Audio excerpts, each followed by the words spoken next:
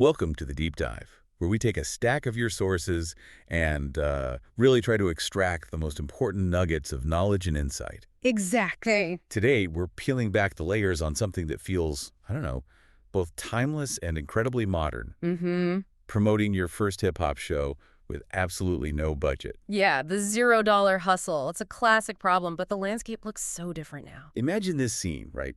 You're in like a dingy back room, smells like yesterday's smoke. Been there.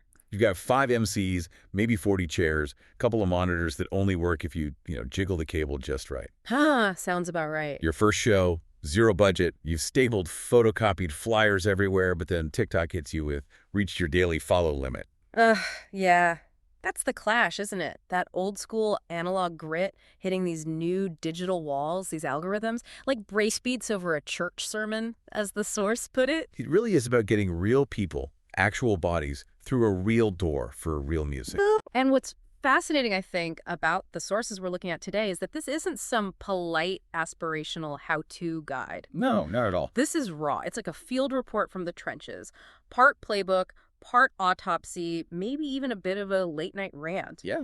From the artists, the promoters, the bouncers, the hustlers who are actually doing this, dragging small shows into, big shouting rooms. It really cuts through those typical kind of bland 5-step listicles you see everywhere online. Totally. This shows us the real, messier, louder truth of how independent music actually works on the ground. So what does this all mean for you, the listener, who wants to understand how independent music truly thrives, especially in this world of algorithms and, let's face it, shrinking attention spans? Well, our mission today, I guess, is to unpack these contradictions. We want to dive into that mix of analog grit and digital hustle. And hopefully discover some surprising, maybe even counterintuitive strategies that are actually working right now, filling community halls and selling tickets in 2025. Let's get into it. Okay, let's dive in. So the first big myth our source really tackles head-on, this idea of going viral. Yes, virality. We hear it constantly, right?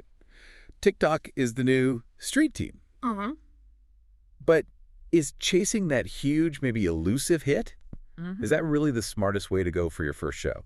Well, not according to this field report, no. Virality gets described as, and I love this quote, a lottery ticket stapled to a tax audit. Okay, yeah. Seems glamorous, maybe effortless until the fine print hits. Or maybe more realistically, you get a ton of views, but they don't actually translate into people showing up. Right, empty views. Exactly. So what's highlighted as the smarter bet, especially for that first gig, is something called micro-targeted consistency. Micro-targeted consistency. Okay, what does that mean? It means like maybe 50 short clips, but you're seeding them really carefully to the right 50 fans, people in your actual postcode. Because the geofencing on platforms like TikTok is getting really good. Creepily accurate is the term used. Yeah, it lets you target users in a really precise geographic area. So it forces this important question. For a local gig, are you chasing global clout, or are you trying to get local bodies through the door? And why does that difference matter so much? I mean, what does that micro-targeted consistency actually achieve? Is it just about views in the right area? It matters because it's all about conversion, not just impressions or views. The argument is that this targeted approach builds a more dedicated local following. People who are actually likely to show up. Precisely. And there's proof, right? Look at this example. South London rapper Rico Ruckus. Okay. He didn't try to go viral globally. He just posted like sloppy rehearsal snippets every night at 11 p.m. Okay, specific time. Why then? Because that's exactly when the club kids in his area were doom scrolling on their phones. Wow, smart. No flashy captions, no ad spend. 10 days later, his notifications were apparently going wild, like a broken pinball machine. Wow. But here's the absolute key. Every single new follower lived within a bus ride of the actual venue. That's incredible. So real local reach. 200 bought tickets, 100 actually turned up. That's the definition of conversion clout. Yeah. And this neighborhood first logic, it isn't just a one-off story. There's apparently data showing geofenced clips pull way more bodies through the door than chasing some global hashtag. That makes total sense. Okay, so if virality is maybe a risky lottery ticket, what's another digital play? Something reliable, maybe even surprising? Well, the source points to one that sounds almost quaint. Email lists. Your granddad's secret weapon. Email lists. Really? I thought inbox culture was supposed to be dead. That's what they say, right? But these independent hip-hop marketers, they're apparently seeing 30% open rates on show announcements sent via email. 30%. That's huge in email terms. How is something that seems so, outdated still so effective? Well, what's really compelling here is the idea that first-party data is the last realm not gated by capricious algorithms. Meaning you own that connection directly. Exactly. You own that relationship with your audience. You're not totally at the mercy of Instagram or TikTok suddenly changing their rules, burying your posts. Right. The algorithm changes and your reach tanks overnight. Precisely. And there's this survey, supporthiphop.com, of indie rappers, and it apparently spills the tea, as they say. Okay. It shows email campaigns consistently outperform boosted Instagram posts for actually converting free streams into paying attendees. That direct line is just gold. So how do artists actually build these lists, especially from scratch with zero budget? What's the play? It's actually surprisingly simple. You promise something valuable in return, like a free unreleased demo, an exclusive track, something fans can't get anywhere else. People love free stuff, exclusive stuff. Totally. Then maybe 30 hours before the doors open, you hit that list with a direct, urgent message. Something like, yo, held 10 tickets back, move now, these are going to go fast. It creates that urgency, FOMO. Exactly. FOMO, fear of missing out. It's primal, older than boom bap, right? That urgency apparently rockets the click-to-cart rate. And this works everywhere. Milwaukee, Merrickville, doesn't matter. Universal human psychology. Okay, so building on that digital content idea, the report also talks about content loops. Film, chop, reserve.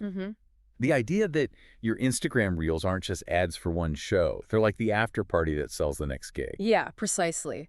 There's this case study mention of a vocalist who really boosted their followers just by looping rehearsal snippets. It's about capturing those small moments. Why is capturing those little, maybe seemingly insignificant moments so important, and then resurfing them later? It's all about building what the source calls proof of vibe. Proof of vibe. I like that. Yeah. Promoters, future fans, they don't just want a static flyer image. They want to feel the energy, the atmosphere of your show. Right. See what it's actually like.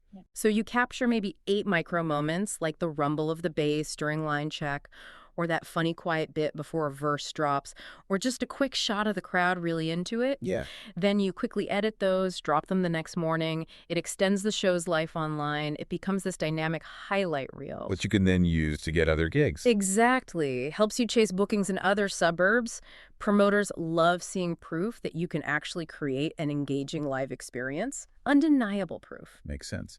And finally, for the purely digital tactics, there's geofencing and hyperlocal ads using Facebook's ad manager. Right, even though it can seem complicated. It can still pinpoint people who've shown interest in similar events nearby. You can run like a $20 campaign locked to just a few kilometers around your venue. Yeah, or even tighter on the actual show day. And the key is targeting by behavior. Like targeting people who attended live music last 30 days. How does that give indie artists an edge? It gives you what they call bargain basement CPMs, cost per mil or cost per 1,000 impressions. Okay, so cheap views, basically. Super cheap, highly targeted views. Because the big brands, they're chasing global eyeballs, paying top dollar for massive reach. While you're just trying to grab people walking past the venue. Exactly. You're poaching foot traffic from the kebab joint next door, metaphorically speaking.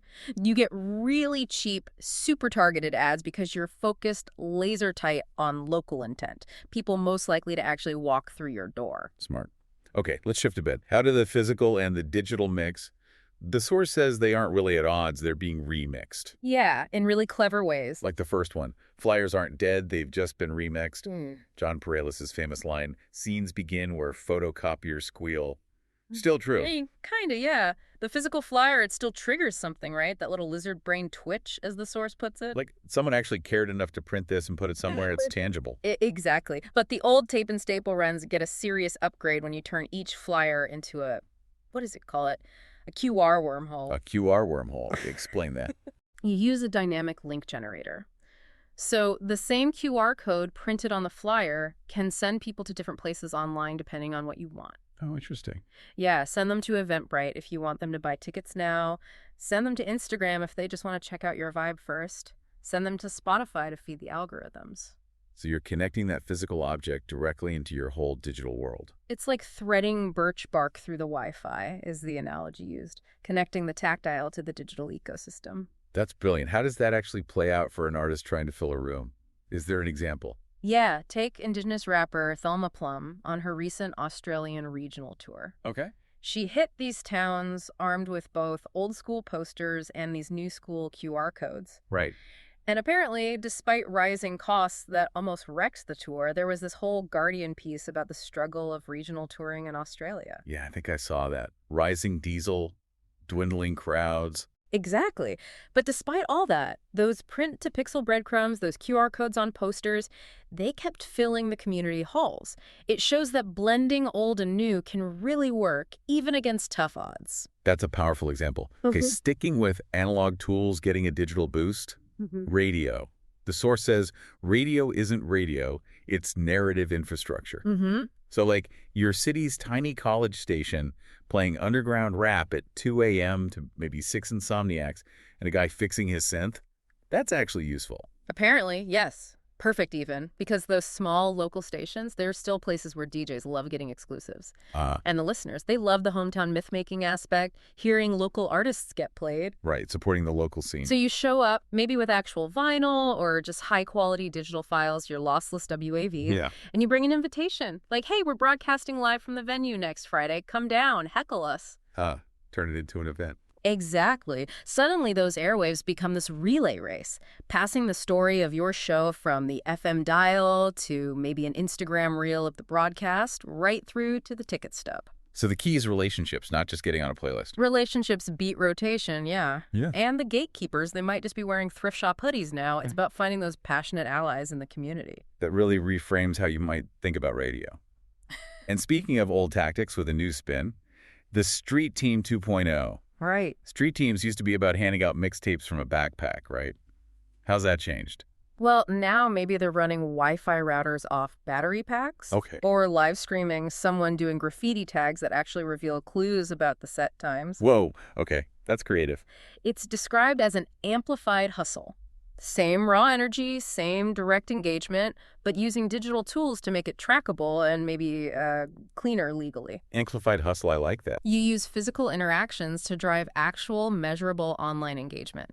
And rewarding those volunteers, maybe with merch or drink tickets, that builds serious loyalty, serious clout. Is there an example of this? Yeah, this Oakland collective, Basement Scholars, they apparently staged a scavenger hunt. Okay. QR codes wheat-pasted near bus stops.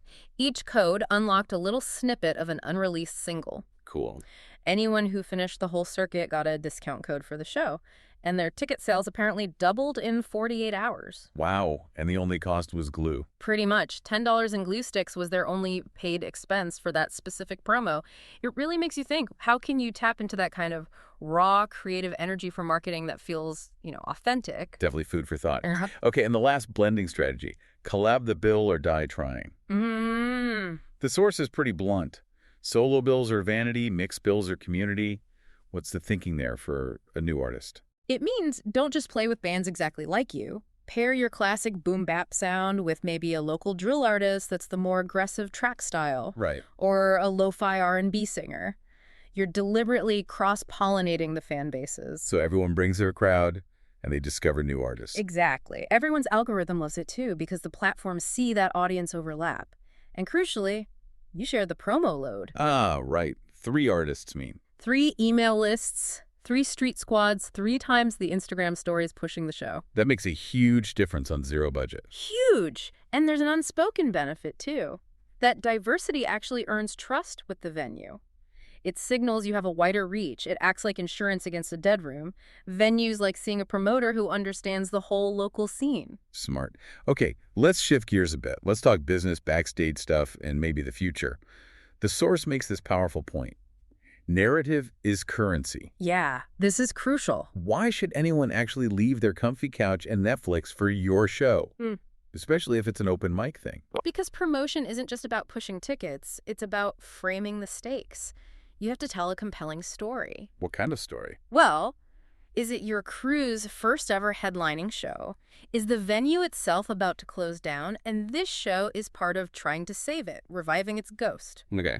Has your city's local rap scene been totally ignored by the big corporate festivals? You need to weave that narrative into everything. Your flyers, your posts, your emails. Even from the stage, the source says if you don't write your myth, Ticketmaster will write you out of history.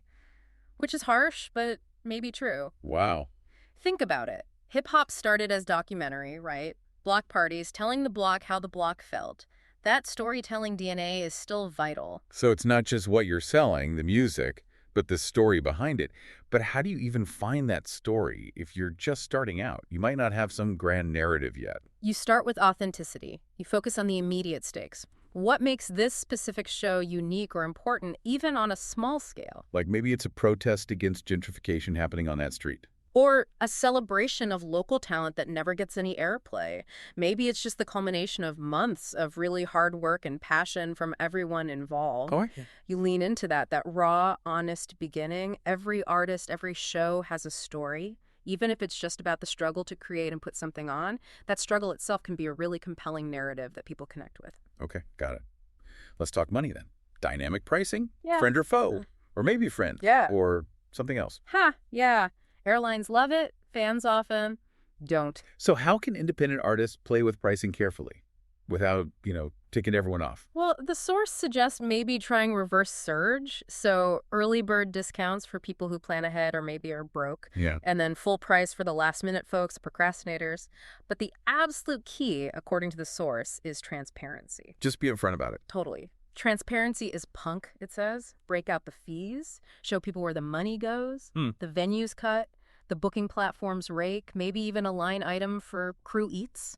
By naming each slice, you're reminding people this isn't some giant corporation like Live Nation. It's like 4 humans and a rented van trying to make something happen. Builds understanding. Exactly. There's this example of an independent venue, Brick and Mortar SF. They tried a sliding scale ticket price. How did that work? $10 base price, but pay what you can up to $30. The average ticket price naturally settled around $17. And the result? Their net revenue was actually higher than their previous fixed price shows. And bonus, the bartenders reported getting bigger tips. Wow. So empathy actually monetizes? Seems like it can, yeah. File under, empathy monetizes. Being honest and flexible can boost both revenue and goodwill. That's a great takeaway. Okay, now the really unsexy stuff. Logistics, the boring stuff that saves your soul. The absolute backbone. All that promo work is wasted if the sound system dies or the bouncer just walks off, right? Absolutely. Dizzyingly unsexy, yes, but your reputation, that's like intangible ticketing equity. People will talk way more about a 30-minute wait at the door. Or terrible sound. Than they will about your amazing 8-bar musical flair. You need redundancy. Backup plans. Like what? 2 square readers for taking payments, just in case one fails.